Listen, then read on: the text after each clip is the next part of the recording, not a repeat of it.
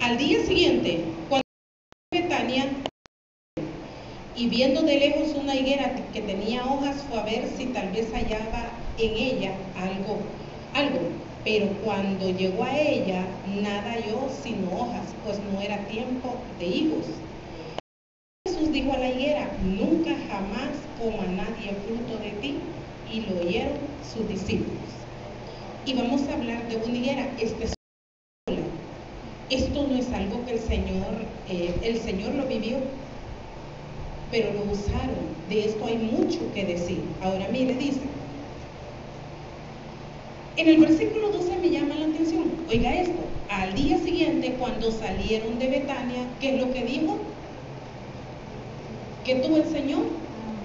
Y me llamaba la atención, porque el Señor nos va a meter en un sobrenatural y nos va a exigir cosas de Él con un solo propósito. El Señor quiere de nosotros frutos del orden sobrenatural. Está el orden natural, pero el Señor de nosotros, los hijos de Dios, el Señor no está demandando eso del mundo. El Señor no está demandando de eso de la persona que vive allá afuera. El Señor demanda frutos del orden sobrenatural de aquellos que un día recibieron a Cristo como su Salvador personal, de aquellos que visitan la iglesia, de aquellos que están creciendo en el conocimiento de la palabra. De ellos el Señor demanda frutos del orden sobrenatural. Pero es un orden sobrenatural. El orden natural de las cosas, no. Ustedes no pueden vivir en un orden natural. Ustedes no pueden esperar que un árbol se tarde tanto para dar frutos. Ustedes no pueden esperar tanto para pescar. El Señor está hablando de aquellos grandes milagros que tuvieron, hermano, que tuvieron al hombre, que lo hicieron esclavo de Dios a voluntad propia. Aquellos milagros, hermanos, que dejaron rendidos al hombre delante de la presencia de Dios. Aquellos milagros que agarran al hombre y lo arrastran a vivir a los pies de Cristo. De esos milagros va a hablar el Señor. Aquellos frutos del orden sobrenatural. Amén. Aquellas cosas que suceden en nosotros, como por ejemplo la pesca milagrosa de Pedro. Cuando Pedro le dice: Señor, toda la noche lo he intentado, y le dice: más ahora, esta es la última vez, voy a tirar la red en tu nombre. Y se va Pedro, y dice la palabra de Dios que era tanto lo que traía que no pudo sacarlo él solo, sino que tuvo que llamar a las otras barcas para que le ayudaran. Cuando se termina el milagro, dice la palabra de Dios que todos dicen: verdaderamente este es el Hijo de Dios. Y desde ese momento Pedro lo seguía, dice la palabra de Dios. Los frutos del orden sobrenatural vienen sobre nuestras vidas, pasa el milagro y no tiene otra cosa más que como propósito arrastrarnos a vivir a los pies de Dios. Amén. Váyase usted toda,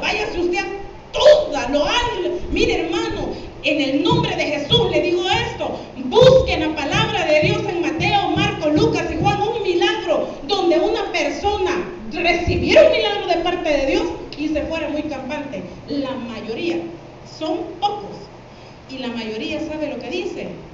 Y el ciego fue sano, ¿y qué es lo que dice? Lo seguía. Va donde Zaqueo, ¿y qué es lo que dice? Que después de que entró a comer a donde Zaqueo, ¿qué hizo? Lo seguía. Levanta un muerto, y dice que después de que lo levantaban, ¿qué hacía el muerto?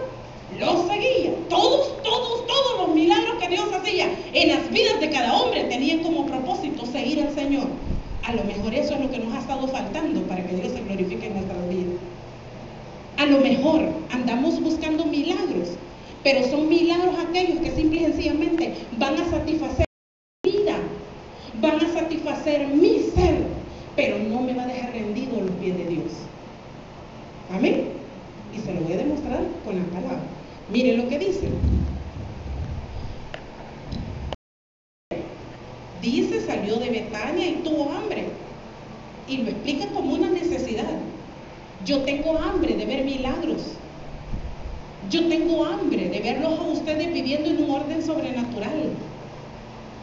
Yo no quiero verlos a ustedes viviendo en un orden natural, afligidos como los del mundo, pasando las mismas carreras del mundo.